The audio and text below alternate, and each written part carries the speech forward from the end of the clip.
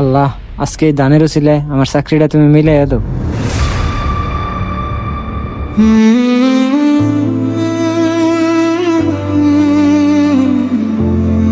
ভাই ভাই টাকাটা দান বাক্সে ফেলায়েন না ভাই, টাকাটা আমারে দেন।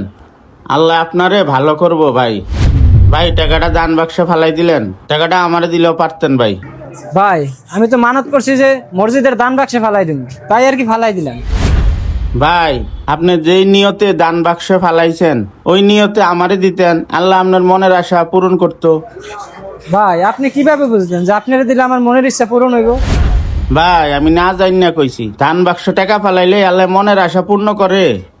হ্যাঁ ভাই, আল্লাহ চাইলে করতেও তো পারে, মনের ইচ্ছা পূরণও হইতে পারে। কি বলে সত্যি? যদি দান বাক্স টাকা ফালাইলে আল্লাহ মনের আশা পূর্ণ করে, তাহলে আমার কাছে তো 2 টাকা আছে। এক কাজ করি, এই 2 টাকা দান বাক্স ফালাইয়া দিই, আল্লাহ তাআলা যদি আমার মনের ইচ্ছা পূরণ করে। ভাই আমিও তো দান করলাম, এখন আল্লাহ তাআলা কি আমার মনের আশা পূর্ণ করব?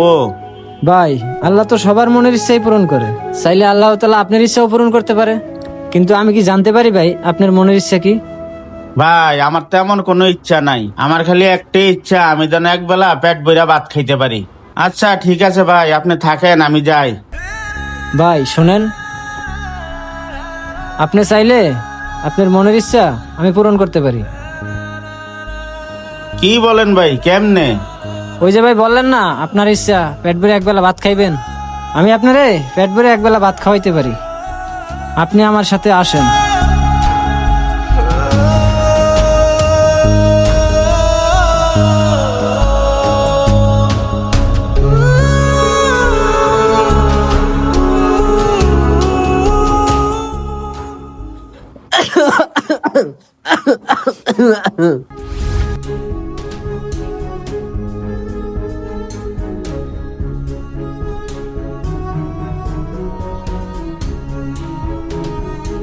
আল্লাহ, আজকে 15 দিন ধরে চাকরি খুঁজতেছি, এখন পর্যন্ত একটা চাকরি হয় নাই। তুমি আমার একটা চাকরি মিলিয়ে দাও, আমার রিজিকের ব্যবস্থা করে দাও। কি ব্যাপার, হঠাৎ করে কে ফোন দিল? মা ফোন দিল। আসসালামু আলাইকুম আম্মা। হ্যাঁ আম্মা, আপনি ভালো আছেন? বাবা তোর চাকরি কি হয়েছে? চাকরি? হ্যাঁ আম্মা, চাকরি আমার হয়েছে। জানো আম্মা, কিছু টাকা আবার অ্যাডভান্সও দিছে। ওই টাকাগুলা আমি আপনারে পাঠাই দেব মনে রাতে। আপনি আপাতত কিছু বাজার সদাই করে খাইয়েন। আচ্ছা ঠিক আছে, পাঠাই দিস। আচ্ছা ঠিক আছে আম্মা, রাখি তাহলে। আসসালামু আলাইকুম। ভাই আপনারে দেখিয়া যতটুকু বুঝলাম আপনার চাকরি হয় নাই, তারপরও আপনি আপনার আম্মার সাথে মিছা কথা বললেন কেন ভাই? ভাই আমি না অনেক ভালোই একটা চাকরি করতাম আগে, হঠাৎ করে আমার চাকরিটা চলে যায়। চাকরিটা চলে যাওয়ার পরে আমি বাড়িতে চলে গেছিলাম। বাড়িতে যাওয়ার পরে হঠাৎ করে আমার মাটা অসুস্থ হয়ে গেছে।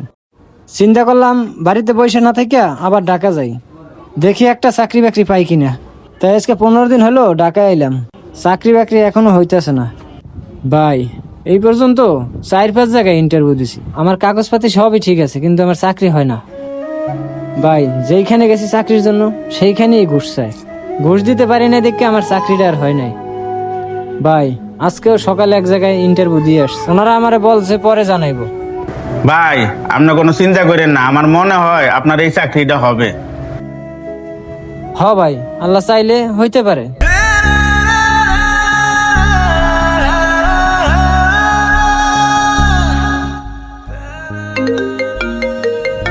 আরে ওসেনা নাম্বার, দেখি তো ফোনটা রিসিভ করে। হ্যালো, আসসালামু আলাইকুম। জসিম সাহেব, আপনি সকালে ইন্টারভিউ দিয়ে গেছিলেন, আপনার চাকরিটা কনফার্ম করা হলো, কালকে থেকে আপনি জয়েন করবেন। কি বলেন স্যার, আমার চাকরিটা হয়ে গেছে? আলহামদুলিল্লাহ আলহামদুলিল্লাহ। আচ্ছা ঠিক আছে স্যার, আসসালামু আলাইকুম। আল্লাহ তোমার দরবারে লাখো কোটি শুকরিয়া, আমিন।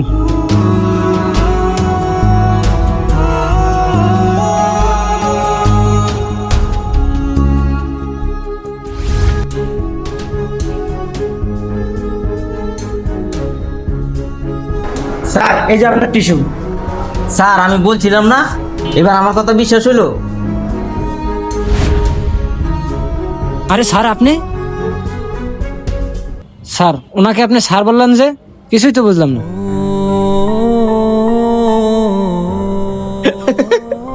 আসলে জসিম মিয়া, ওনারা আমার কোম্পানিতে চাকরি করে। উনি হচ্ছেন ম্যানেজিং ডাইরেক্টর আর উনি হচ্ছেন প্রোডাকশন ডাইরেক্টর। তুমি সকালে ইন্টারভিউ দিয়ে আসছিল না, তখন ওনারা আমাকে বলছিল তুমি নাকি সৎলোক। আমি বিশ্বাস করি নাই, এই কারণে আমি ফকিরের বেশ ধরে আসলাম তোমাকে পরীক্ষা করার জন্য। তুমি সকালে ইন্টারভিউ দিয়ে আসছো, আমি তোমার কাগজপত্র সব দেখছি। তুমি একজন মেধাবী ছাত্র, আর তোমাকে কিছুক্ষণ আগে উনি ফোন দিয়েছে। হ্যাঁ, আমি আপনাকে ফোন দিয়েছিলাম। সত্যি স্যার, এই চাকরিটা পাইয়া যে আমার কি উপকার হয়েছে, আপনারা কি বলে যে ধন্যবাদ দেবো আমি বাসায় প্রকাশ করতে পারতেছি না। ঠিক আছে জসিম মিয়া, কালকে সকাল থেকে তোমার ডিউটি।